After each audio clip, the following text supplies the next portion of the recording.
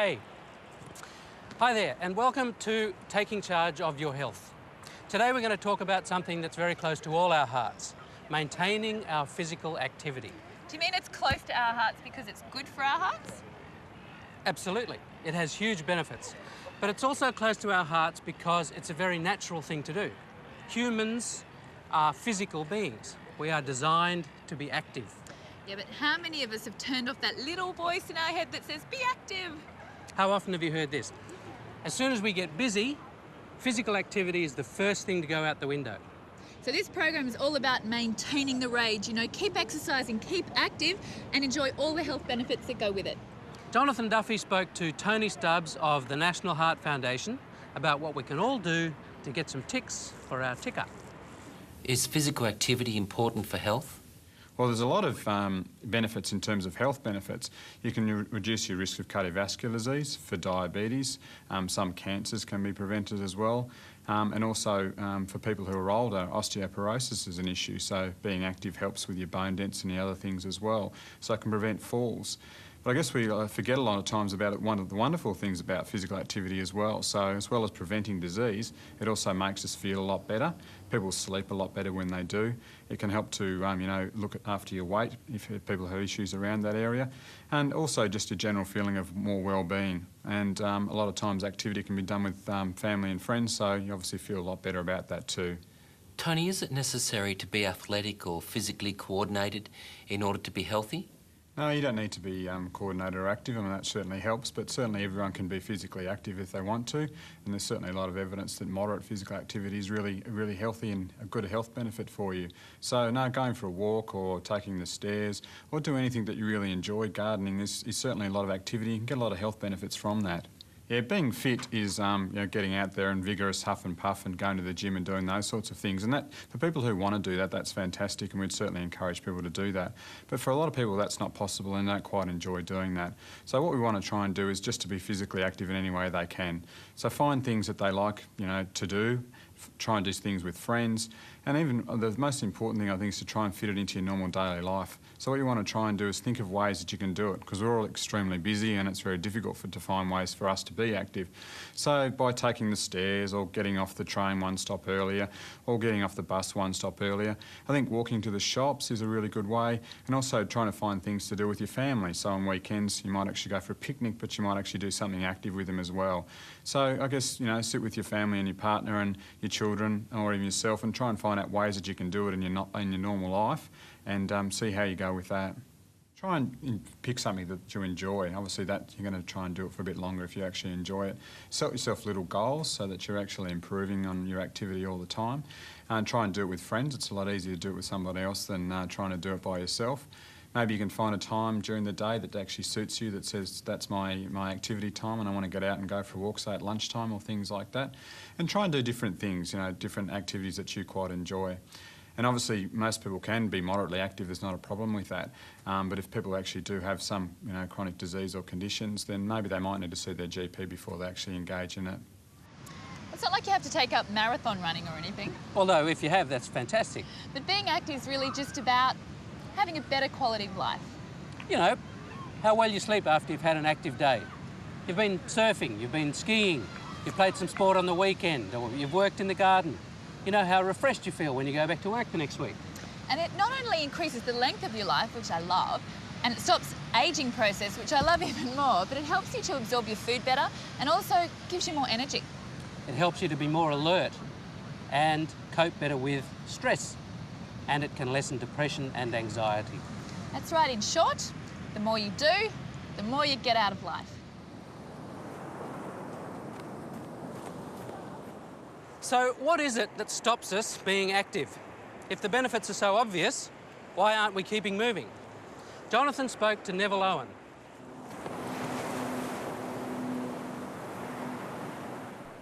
Neville, what are the common barriers to exercise? We know people are a lot less active. It's likely that's due to time pressure. It's also due to limited opportunities just to be active as we normally go about our lives. You drive a car instead of walk or ride your bike. You catch an elevator. You use time-saving devices at home. Your recreation is often passive. So Between time pressure and technology, being physically active is just dropping out of people's lives. Well, the research we've been doing here and colleagues have been doing in San Diego shows very clearly that if people live in communities that are more walkable, they walk more. If people live in suburban areas where there are no footpaths, where the shops aren't close, so you would normally drive, those people walk a lot less.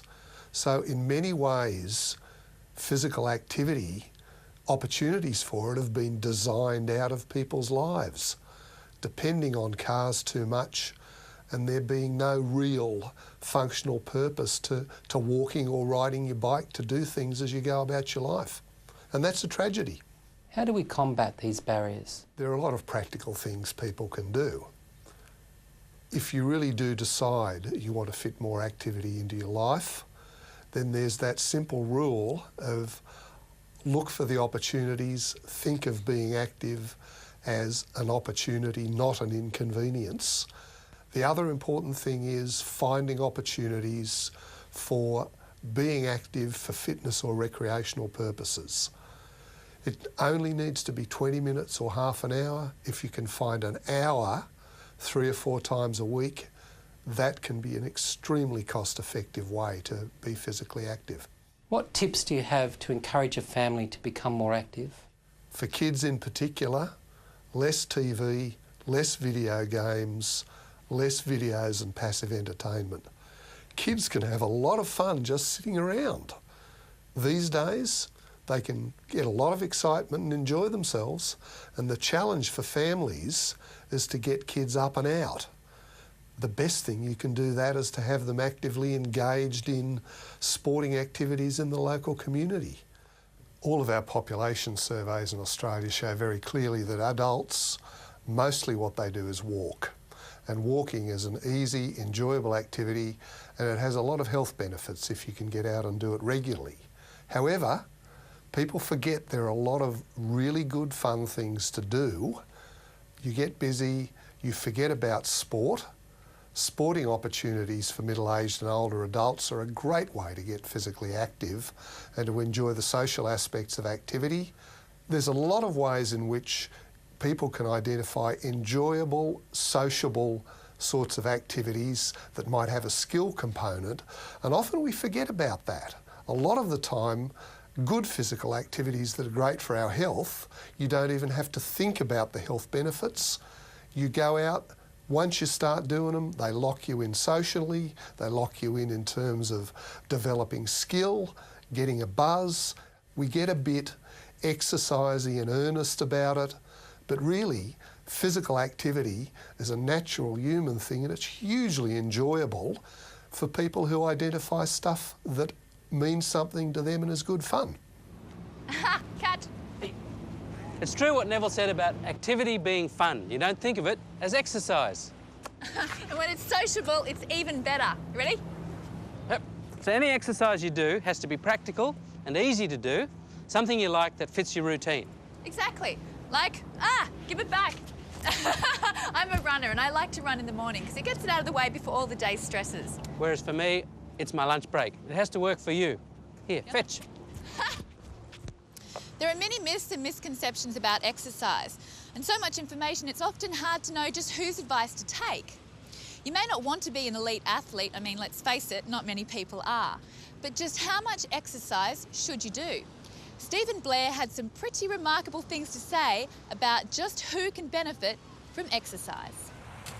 Steve, a lot of people feel to get fit, they've got to commit a 30-minute solid block of sweating. Is that true for exercise? No, I think you can accumulate that 30 minutes. Probably should be accumulated in blocks of 8 to 10 minutes. Now then you immediately say, well, what about 4 7-minute sessions? We don't really have the data to know for certain. I think if you get 30 minutes, even if it's in 3-minute blocks, you're better off than sitting that period of time. But we can be pretty confident that 3 10-minute walks or 4 8-minute walks would do the deal. So what about incidental activity? Does every little bit count? Truth is, we don't really know. If you're talking about the 4 steps from your desk to the filing cabinet, I doubt that you can total up enough of that to really have much effect on health. But the truth is we don't really know how small that increment can be. And the incidental activity, as you call it, that people get actually varies widely even across sedentary individuals. There are some sedentary people who are maybe taking 2,000 steps a day, and other people who are also quite sedentary at home, at work, who might be taking 5,000 or 6,000 steps a day, but they've just taken more of those little 30-second or 20-second steps within the office or next door. We don't have any information to suggest that that number of steps taken in that way are really beneficial to health. So that's why I said 8 to 10 minutes of activity, accumulate the steps over that period of time. We can be pretty sure that's useful. A lot of people are wearing those step counters, I see. Are they a good measurement for people's activity? Yes, I think it's an excellent way to monitor what you're doing, to help set a goal for where you'd like to be, and then to monitor your progress toward the goal. And if you're not meeting the goal, then we encourage people to do some problem solving. Why? What got in the way? Why weren't you able to get that third 10-minute walk, let us say? And then develop some problem solving strategy to work around that. But no, these are excellent devices. Is there an optimal time of day when people should be doing this, or does it not matter so much when people exercise? I think it should be sometime within the 24-hour period. No optimal time of day. No, it doesn't matter. It doesn't matter from the physiological health perspective. It may matter from a behavioral perspective. For example, if your day just gets crammed full of activities, work activities, and you can find no time, then maybe for you the best time would be early in the morning, so you get it before you actually go to work. Others like to break up the day. I like to exercise at lunchtime, in the middle of the day. Finds it refreshes me for the afternoon. Other people like to wait to the end of the day. So I think it's a matter of personal preference, but there's no real physiological or medical reason why one time of the day is better than another. A lot of people maybe put off exercising in the middle of the day because their perception is they're going to get hot and sweaty. Do you actually have to go that hard at lunchtime? Is a casual walk as good as, say, a brisk run at lunchtime? Well, now we're up to defining terms. You know, what is a casual walk? Now, you take a healthy, young, or middle-aged person, if casual walk means strolling along at 1.5 miles to 2 miles an hour, that may be below the threshold that will really prompt much physiologic adaptation and much health benefit. We like to use the term brisk walk, which we would say is 3 to 4 miles an hour, 15 to 20 minutes per mile. And that gets you most of the health benefit of exercise. Exercising at that intensity, 30 minutes a day, you get most of the benefit from that dose if you repeat that day after day. So you don't have to get hot and sweaty, although in 2 months' time now here in Dallas, standing outside will get you hot and sweaty, but you really don't have to work at a vigorous level. And what if I, say, have gained a little bit of weight and you know, I feel that exercise is uncomfortable? Is there a level that I should be starting at? You know, it's still the same. If you're sedentary, 30 minutes a day, 3 10-minute walks a day will get you that healthful dose of exercise, whether you're skinny or whether you're overweight or, in fact, obese. Our research also shows that if you are obese and you get that dose of exercise, your risk from cardiovascular disease, from diabetes, from early mortality is very drastically reduced. You don't have to be thin to get the benefits of exercise. And in fact, being thin doesn't give you the benefits of exercise unless you actually exercise. Right. So I guess ultimately, if I can accumulate the 30 minutes of activity a day, then that's good enough for me to experience heart health and well-being? Yes, important health benefits from 30 minutes a day, and do that essentially every day. Now, in our data, the person who exercises that amount, we see about a 50% reduction in mortality risk, about a 50% reduction in the risk of developing diabetes or hypertension. Those who do more, and let's say put in a couple of days a week of jogging or more strenuous sports, and get in our high fit category, we see another 10 or 15% reduction in risk. So that's why I say you get most of the health benefits of exercise from this accumulating 30 minutes most days of the week. But you can get a little more if you press on a little harder. I'm really getting into this. Stephen Blair's research shows that by accumulating just 30 minutes of exercise a day, we can all reduce our mortality risk and the risk of lifestyle diseases by 50%. Now, I find that truly empowering because what it says to me, Joe Blow, ordinary citizen, is that I can make a big difference to my health just by doing 30 minutes of exercise a day, whether it's 3 lots of 10 minutes or 4 lots of 8. And if it's fun at the same time, even better.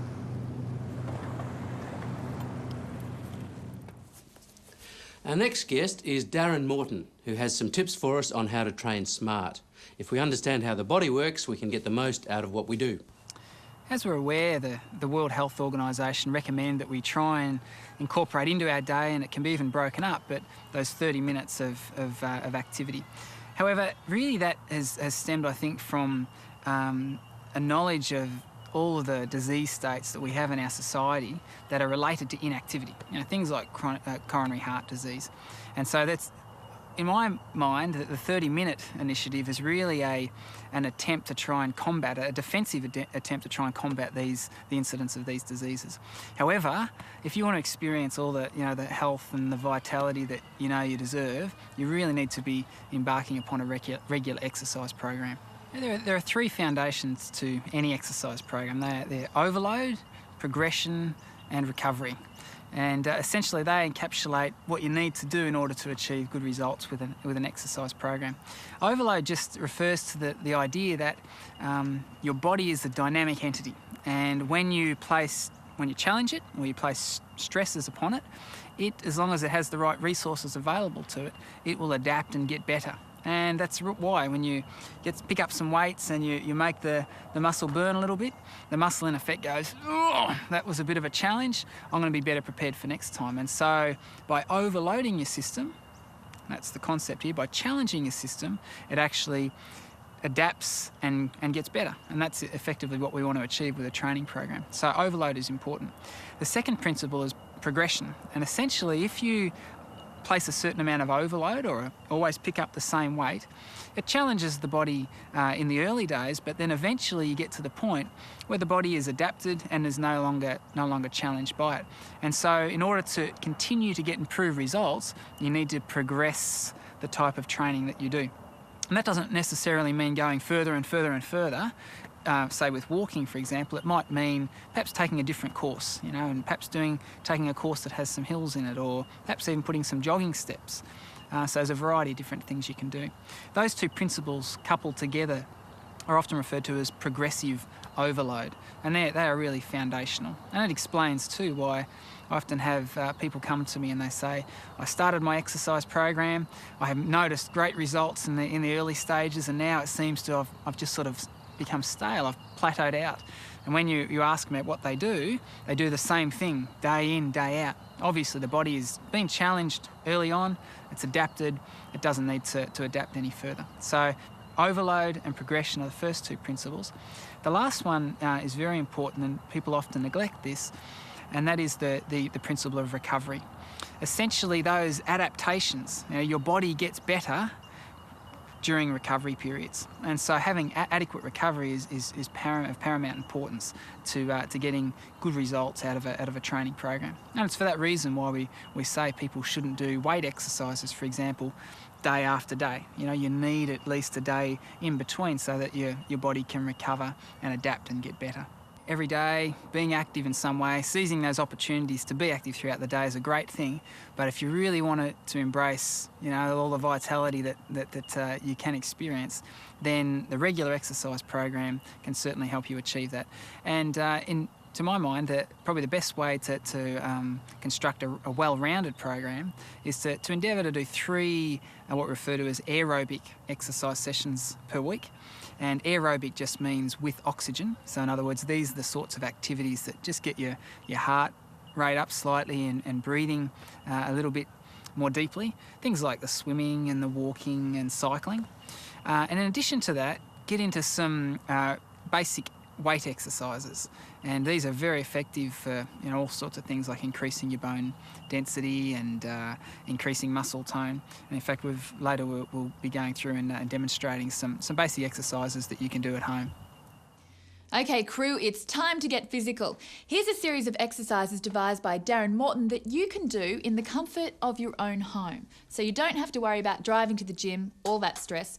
These exercises you can do maybe with your kids in the lounge room or maybe in your PJs in the morning. It's all up to you.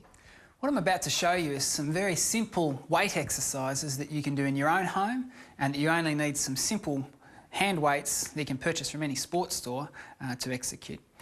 What I want to say before we look at the exercises though is that anyone and everyone can benefit from weight exercises, regardless of your age and regardless of your gender. For the ladies out there who are concerned that think they're going to get big and bulky, don't stress. The way that we've structured this, we're keeping the repetitions higher and the weights lighter, it's not a valid concern. What I do want to say is that some of the benefits of regularly doing some weight exercises include increasing your bone strength, increasing your muscle strength, decreasing the injuries you experience, improving your posture, so there's lots of them, and also, which is typically of great interest, is you can actually help you decrease your body fat, because when you tone your muscles, you burn more energy. So with that said, let's have a look at the exercises. Obviously, before you do any sorts of exercise, it's important that you do a warm-up. And so Wendy, who's going to help me demonstrate these exercises, has just done a warm-up, which may involve just walking around for 5 or 10 minutes and some simple stretches. Our first exercise, let's move to it, is the push-up. Taking position on the floor. This is the most advanced form of the push-up, supporting your weight on your toes and your hands, keeping your back straight, going up and down. If you find that quite challenging, what you can do is just drop to your knees. Once again, keeping your back straight, up and down, and there you have the modified version of a push-up. Works your chest and the back of your arms. Thank you, Wendy. Another version of that, which is easier again, is to actually use the arm of a couch or a kitchen bench, in which you can go down, and as you get more progressive, you can move then down to the floor. That's exercise number 1. Our next exercise, I'm going to use the hand weights that I've got from my sports store. This is called a shoulder raise. Works the shoulder muscles. Starting position with your feet level, keeping your back straight and upright, just bringing your arms out to the side. You only need to go to shoulder height here, and if you keep your palms facing down, that's the best technique. Exercise number 3 is the bent over row, and we're going to use a standard kitchen chair to do this. Your one knee and the same hand go on the corners there. We're going to need a hand weight for this exercise, and the technique is just to allow your arm to slump down low and then pulling up to your armpit. This exercise works your upper back, which gets a lot of tension, particularly in office workers, and also the bicep muscles as well. Whilst we've got the weights in one hand, let's grab the other weight in the other hand, and we're going to work the biceps once again. Starting position is one up and the other down, and you just alternate that. What you don't want to do is swing the weights. Keep your elbows fixed in position, and this exercise works your biceps. Okay, if we place the weights down now, thanks Wendy, we're going to use our chair again. This time, have a seat on the chair, on the edge of it, hands either side, and just take a step out. This exercise is going to work our triceps, the back of our arms, and all you need to do is lower yourself down and then back up. Obviously, the lower you go, the more advanced. And also another way of making it more challenging is to take a step further out. But to start with, as Wendy was just demonstrating, is sufficient. Okay, we've worked our upper body, we're moving down. This is an abdominal exercise. If you can take a position on the floor, this is what we refer to as a cruncher, or also known as a sit-up. The important thing here is that you make sure you get an adequate bend in your knee, and this is a 90-degree bend in your knee, and bend in your hips. If you don't have that, it can actually place stress on your lower back. Hands on your knees, in the front of your thighs there. All you need to do to work your abdominal muscles is just roll your fingers over your knees. Your shoulders only have to come off the ground. That's as high as you need to go, and that is an adequate abdominal exercise. Thank you, Wendy. Up. All right, so we've worked to here. Now we're going to do an exercise which targets the front of our thighs as well as our buttocks. This is called a lunge exercise. All you need to do, hand on the hips, take a large step forward and then drop that knee towards the ground. Change legs. Very nice. As I said, thigh and buttocks. Whilst those areas are warmed up, we're now going to do our second last exercise, which is referred to as a squat. What you need is your feet just a comfortable distance apart. You can place your hands across your chest this time and just squatting down. Don't bend your knee any more than about 90 degrees. And so there's some good techniques. The important thing is back straight and upright, and the other very important thing with a squat is that your knee should pass over your toe as you look down. Don't let your knees collapse in. If you can just demonstrate that, Wendy. That's poor technique, okay? We need to make sure our knees go over our toes. And now to our final exercise. We're going to employ the services of a humble Yellow Pages. If you can just take a position with the ball of the feet on the edge of the book, supporting yourself just to keep balance, and then just raising up and down. And you'll feel this targeting the calf muscles.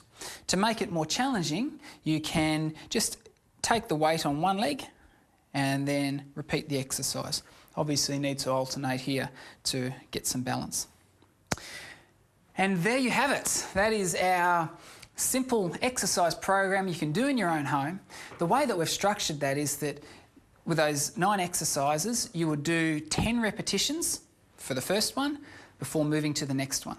And then as you become more advanced, you can actually do 10 repetitions of an exercise, repeat that exercise, do another 10 repetitions after about a 60-second rest before moving to the next exercise. And over time, as you become more advanced, you could repeat each exercise 3 times before moving to the next one, 10 repetitions each time. And if you were to do that a couple of times a week, you've effectively got a complete body workout and your body will love you for it. Alan, have you seen the television remote? Aha! For your own good, I've hidden it. What for? What, to get me outside and more physical? Exactly. Well, look, while I appreciate the support and stuff, but you'll thank me for it. I know you look pretty fit and healthy and everything, but I'm just worried about your motivation to stay fit. So I've put temptation out of harm's way. Well, you know what? I think you need to listen to what Beverly Till has to say about looking after your own exercise regime. Starting an exercise program or putting exercise into your life can be an easy thing.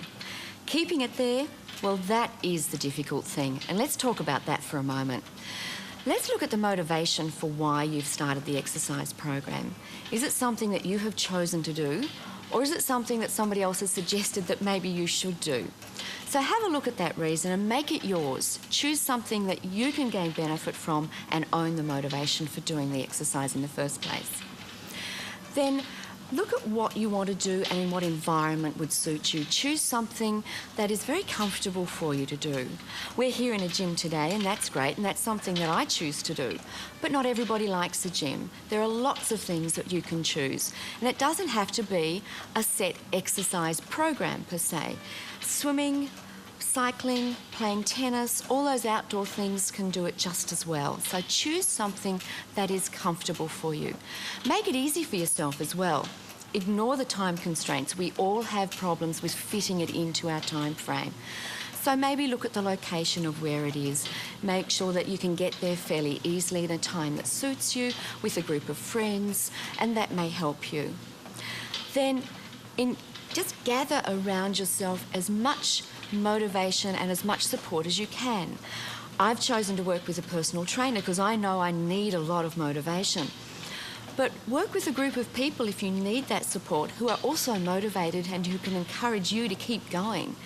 Or if you like to exercise on your own, and a lot of people do, walking for instance, nice and quiet and solitary, and you need the time out, then there are places where you can look to for support and encouragement on the net, or other groups and other people who are doing the same sort of thing that you are. Get in touch with them and get somebody to help you, to motivate you, to encourage you and give you that support. And I think you'll find that a little bit easier to help you keep going. Another thing is maybe set yourself some goals. If you like to achieve and get that sense of achievement, then a bit of goal setting in with your exercise program is probably a good thing for you to do. I like to know that I can row a little bit further on the rowing machine this week than I could, say, 6 months ago, or the weights that I lift are a little heavier.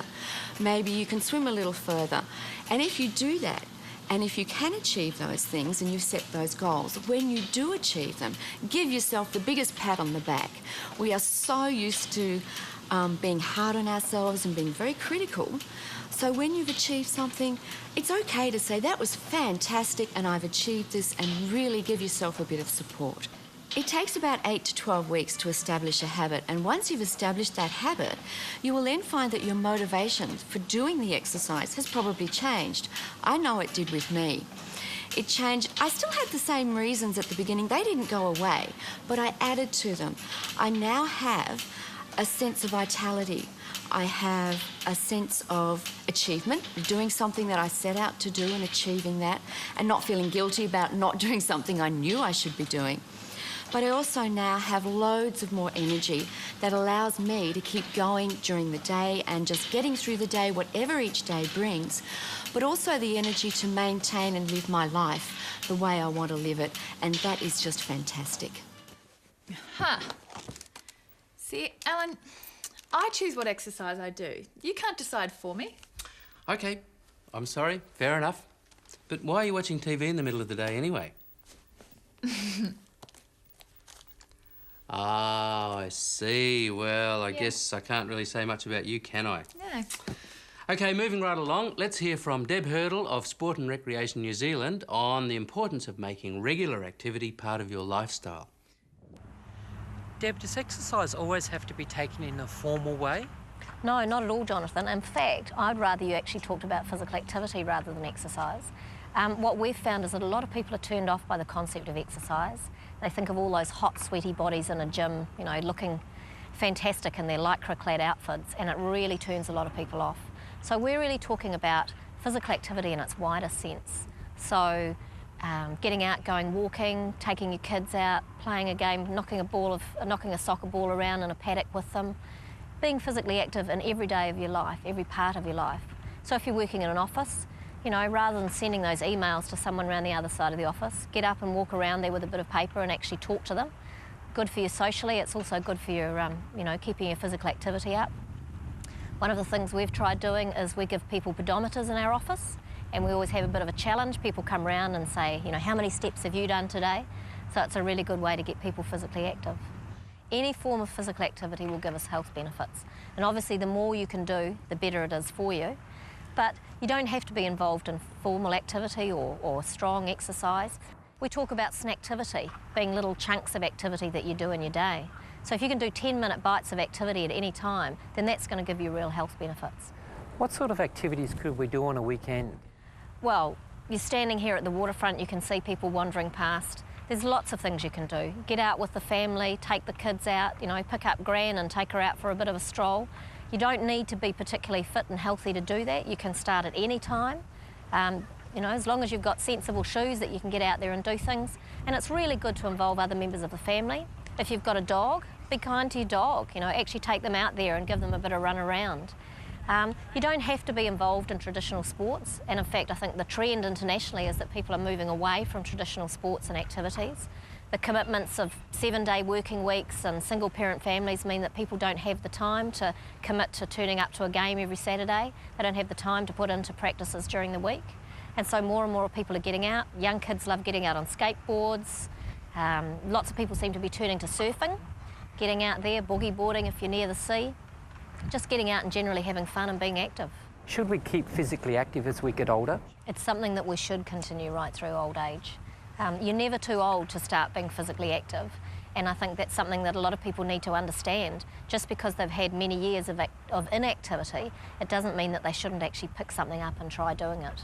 And particularly for women with osteoporosis, it's really good if you can get out there and do some weight-bearing physical activity, going for walks. But any sort of activity will actually help them. It'll give them, it's good in terms of fall prevention, because that's an issue obviously as they get older, their bones get more brittle, they lose their stability. So any sort of activity that gets them out there and helps with that stability and balance will be beneficial to them. Oh, you beat me again. Today we've been practicing what we preach. And although you've been thrashing me all day, it's been great fun and good for my health. You know, lots of us defeat ourselves before we've even begun by taking on too much too soon. So instead of, say, going on a 10K run like you would, Maybe just have a 10-minute walk and then build up from there. Make a commitment, no matter how big or small. Get some support and don't forget to reward yourself when you reach your aim. As we know from today's program, we could all use about 30 minutes of exercise every day as recommended by the World Health Organization. Now, this exercise will prevent disease and help keep our energy levels up because you'll need them in the next game and give us more vitality. And don't forget, all the little bits add up, so get off the bus or stop early. Take the stairs. See if you can work out ways to get more activity into your life. It all adds up to a healthier life. Sure does. Well, that's it for this program. Thanks for joining us again. Keep active. One more. Oh, Come on, I'll play left-handed. Me. Yes.